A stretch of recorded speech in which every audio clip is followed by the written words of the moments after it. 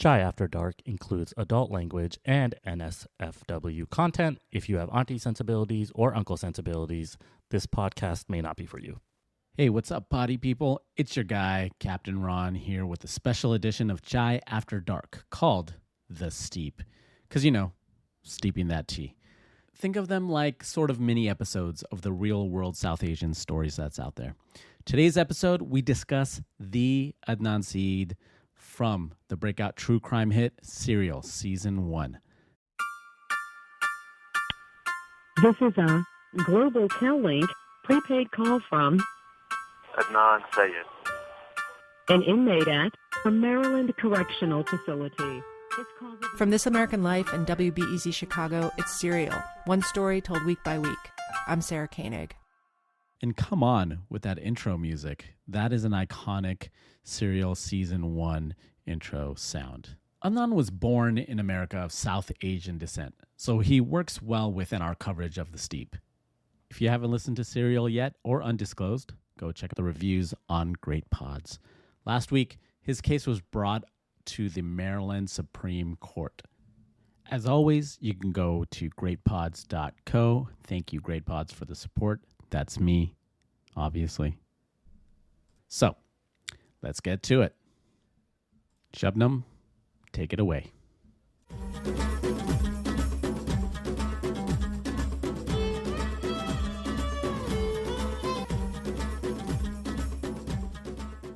Okay, so we're going to give you an update on Adnan Syed. He is the subject of the Serial podcast at Season 1, a famous podcast, and he was convicted of murdering Heyman Lee, his high school girlfriend, almost 25 years ago. So there's been a recent development in his case, so we want to give you guys an update on that. On Friday, August 30th, the Maryland Supreme Court released a long-awaited ruling against Adnan Syed. So we're not going to go into the full details of his case, but for the context of this ruling, I want to go back to 2022 real quick. So in late 2022, there was a motion filed to vacate Adnan's conviction, and it was filed by not only his attorney, but also the state attorney. So this is really huge because the fact that there was the state support for this motion to vacate his conviction when the state is the one that prosecuted the case is a very big deal.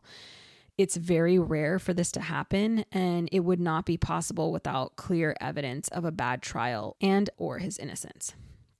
So the motion was based on two things: new DNA testing that did not match Adnan, and a Brady violation, which means that the prosecutor and police didn't turn over to Adnan's lawyers evidence that they had in favor of his defense, which the police and the government are required to do.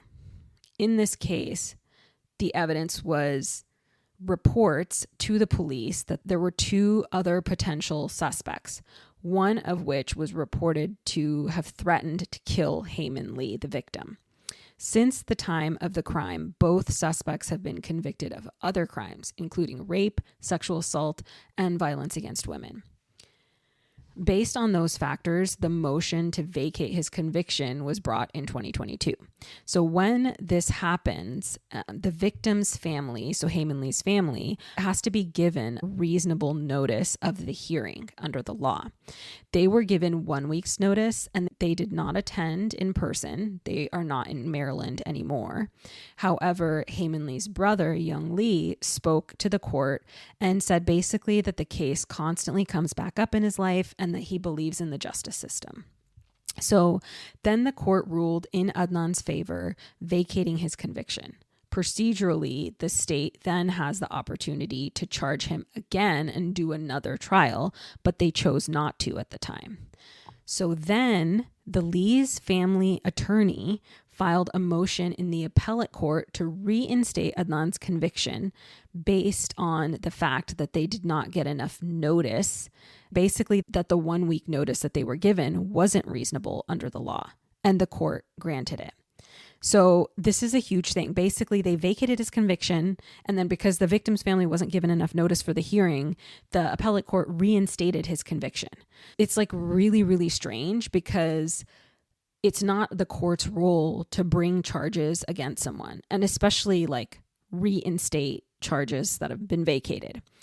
So the case was then escalated to the Maryland Supreme Court last year. The court took almost an entire year to rule on this case, and the ruling finally came out on August 30th. They essentially ruled against Adnan 4-3 that the appellate court's reinstatement of the conviction should stand, but that they need to quote unquote rewind in time to when the state's attorney filed the 2022 motion to vacate his conviction and basically do that whole hearing over. But they also clarified that Adnan's conditions of release are not impacted by this. So he still gets to stay free. He doesn't have to go back to prison. And the longer he stays out, the more likely it is that he will remain out, because he can easily demonstrate that he's not a danger to society because he has a job, he's paying his bills, taking care of his family. So this seems to go in his favor quite a bit, even though this ruling is technically against him. Well, I'm so confused that. So did he that do it? You reinstate. I don't understand. Yeah. You reinstate his conviction, but he stays out. Yeah, it's very weird, right? And so I listened to Rabia Chaudhry, who's his advocate, not his attorney. I listened to her Instagram Live, and she was saying she thinks this should go to the Supreme Court because his conviction was vacated. He got a certificate of his conviction being vacated. And then the appellate court reinstates it. She's like, this is not something that should be able to be done. So she thinks that this case should go to the Supreme Court for that reason, because courts shouldn't be allowed to do that. And it is like a weird thing. Like, yeah, they reinstated his conviction, but they're like, he still gets to stay free, but we need to like rewind in time and pretend like nothing happened for the last 2 years and then redo that hearing. It's very weird. This ruling that came out yesterday is from the Supreme Court of Maryland. So why should it go back to the Supreme Court? No, she's saying it should go to the Supreme Court of the United States. Oh, well, good luck with that one. Well, what she's taking issue with is the fact that like a court should not be able to do this to people where their conviction is vacated and then the appellate court turns around and reinstates a conviction that's been vacated. And that I can see that makes sense because that is just bad practice. Do we know of any precedent before that has happened similarly, that the Maryland Supreme Court or the appellate court, doing this stuff? Are there any cases before this that they're like, no, we did it before, we can do it again? Not that I know of, and it doesn't seem that way because a lot of people are very surprised by the oddity of this case. It's hard to get cases looked at and, new evidence brought to attention and convictions vacated. These are all like monumental tasks from a legal perspective. So the fact that they were able to do it means there was a lot of substance to their arguments. But then just to have it be overturned like that, it's very, very strange. Yeah. So I guess we have to go back to the beginning. Podcasts were invented because of Serial Episode 1, at least in my mind, right? Like, it was like... Hold on. I know Imran. On. Imran is a podcast guy. Interrupt this. This is not true. Whatever he's saying is not true. Sameem's opinion. Podcasts were not invented because of Serial. They existed before Serial. But they did popularize it. So at least the true crime genre. Yeah. Do you think that Serial put true crime podcasts on the map? It's yes, 100% did like that. Even I listened to it. I listened to Serial during COVID, and it was fascinating. But it did leave a lot of doubt in my mind. It's almost, we'll never know if he did it or if he didn't do it. Of course, we can hope that he didn't do it, but I couldn't really get a sense of what that episode really was about, all 8 of those episodes. It was just a lot of missing info, a lot of like exaggerated info, and just in general, it became he said, she said. So I don't really know anything about this case, even though I've read and listened to so much about it.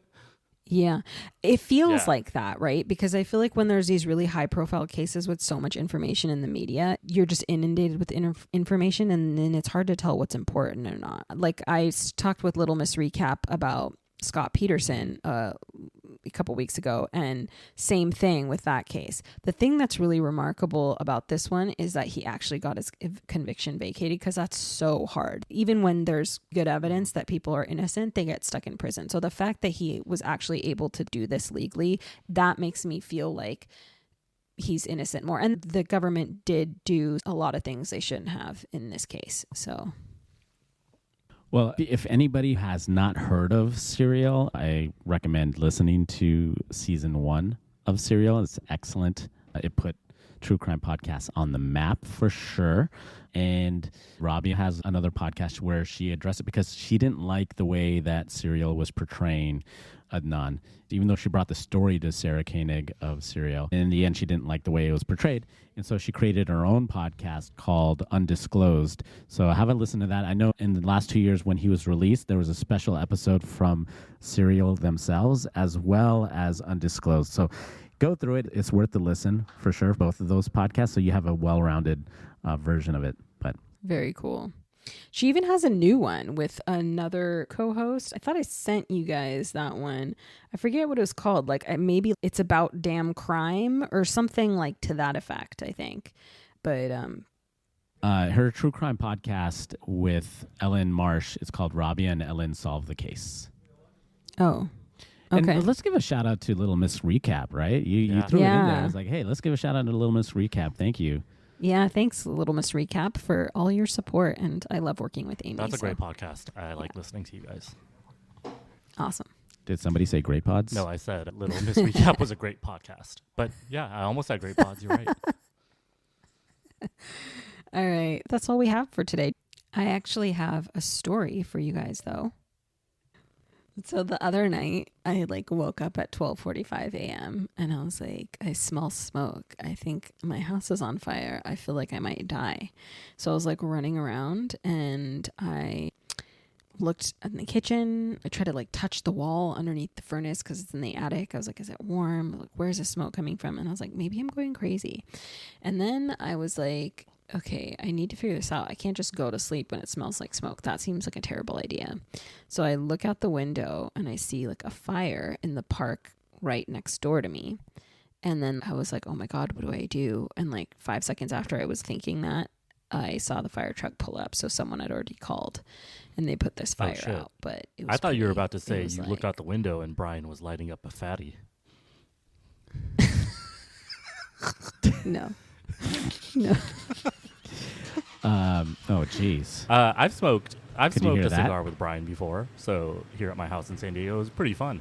We let the ladies sit inside. Homa and Shabnam were watching TV with Sophie, my daughter, and then me, Brian, and Sami were smoking cigars outside on my patio. And I don't think I've ever smoked a full cigar in my life. I got pretty lightheaded. Nice. But you weren't talking about that kind of smokes. Yep. Me and Homa were talking shit about you guys while you were out there. So thanks for giving us the opportunity to do that. Did you guys have any stories or interesting shenanigans that happened to you over the last week or so? Well, I will say I often will tape in the garage because I have a garage startup. So sometimes silence is not available to me. And so I have family walking through the garage. Okay. And chatting it up. So that's what's happening with me. I did have some, anecdotes, but I forgot them. Anecdotes or anecdotes? Anecdotes? I have some anecdotes for the ketamine queen. What's up, Jasmine?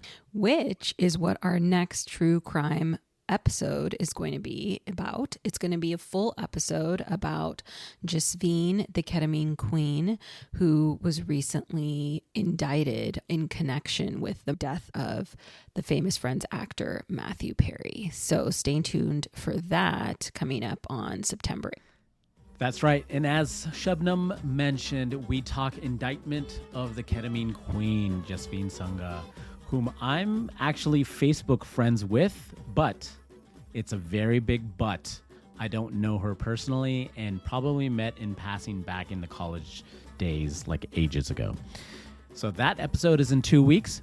And the next episode is probably my favorite so far that we recorded. It's Back to Indian Matchmaking, episode 4. Things for us get flipped, and we start to actually understand the backstory of some of these characters. Oh, It's a good one. So I'll catch you guys later. See you on the next episode. Chai out. This episode was produced, edited, marketed, and created by Shabnam, Captain Ron, and Sameem of Chai After Dark, LLC, in association with Great Pods.